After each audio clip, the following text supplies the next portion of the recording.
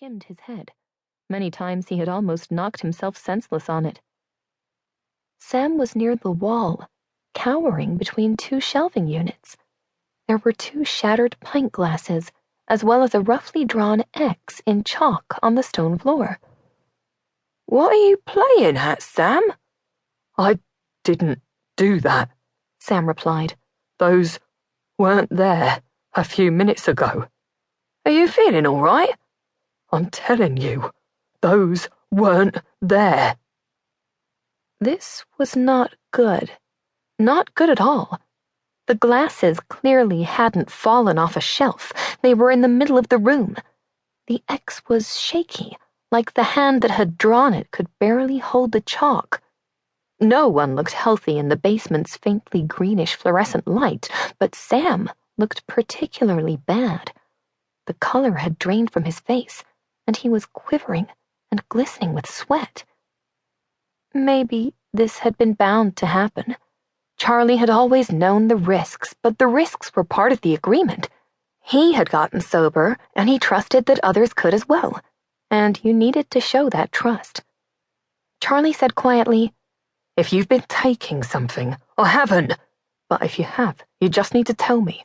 "I swear to you," Sam said, "I haven't." "Sam, there's no shame in it. Sobriety is a process." "I didn't take anything, and I didn't do that."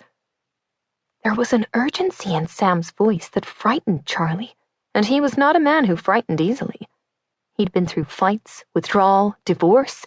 He faced alcohol, his personal demon, every day. Yet something in this room, something in the sight of Sam huddled against the wall and this crude X and broken glass on the floor, something in this unnerved him. There was no point in checking to see if anyone else was down here.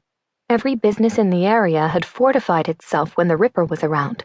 The royal gunpowder was secure. Charlie bent down and ran his hand over the cool stone floor.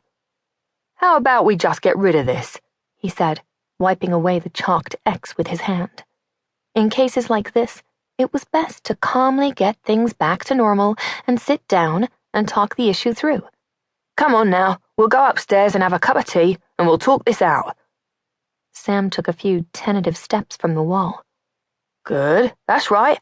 Now let's just get rid of this, and we'll have a nice cuppa, you and me." Charlie continued wiping away the last of the X. He didn't see the hammer.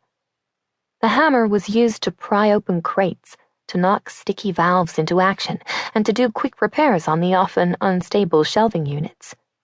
Now, it rose, lingering just long enough over Charlie's head to find its mark. "No!" Sam screamed. Charlie turned his head in time to see the hammer come down. The first time it did so, Charlie remained upright. He made a noise, not quite a word, more of a broken, gurgling sound. There was a second blow, and a third. Charlie was still upright, but twitching, struggling against the onslaught. The fourth blow seemed to do the most damage. An audible cracking sound could be heard. On that fourth blow, Charlie fell forward and did not move again.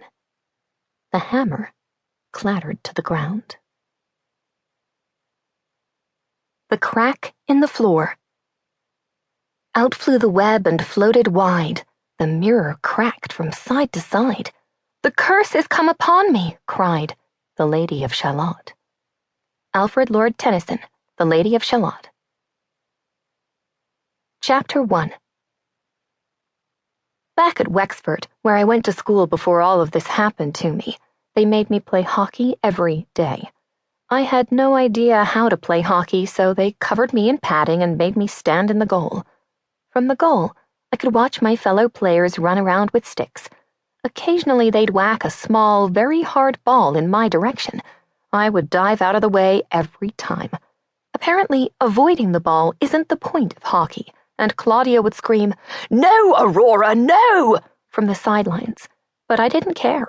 I take my best lessons from nature, and nature says, when something flies at your head, move.